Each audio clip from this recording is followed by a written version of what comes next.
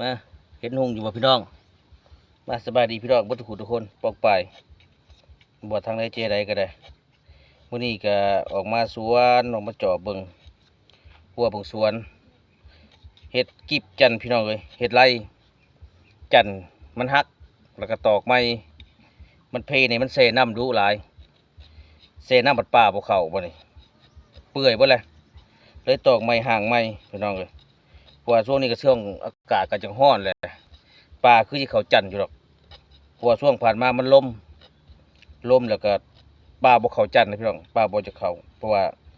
อากาศร้อนแล้วก็ป่าสิมาเข้าเพราะว่ามันเข้าส้นนะอันนี้คือไรกิบเนาะอันนี้เห็ดกิบมันกิบจันทร์แหละมันหักผมจะพอได้กินปลาคอใหญ่นะพี่น้องเสียงก็แห้งๆเนาะพี่น้องบัวกำลังสิบกพี่น้องเลยนี่จันทร์ก็เลยหักเพ่บ่ได้นี่นะมัดใหม่เห็ดเสือกใหม่เห็ดกิบใหม่กิบมันนี่กิบไล่มันนี่แหละพี่น้องกิบเกาะ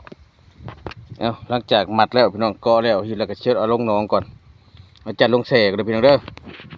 ให้มันได้ปลาคอบักใหญ่เลยพี่น้อง ปลาบ่เขาจัดก็เป็น3-4เดือนเลยพี่น้องเลยปลาใหญ่ยามเฮามาเลยดีดปัวอยู่น้องพี่น้องเลยปลาน้ำมันบกแน่ละคอนแน่ละปลาขึ้นใหญ่ตรงนี้มาพี่น้องโอเค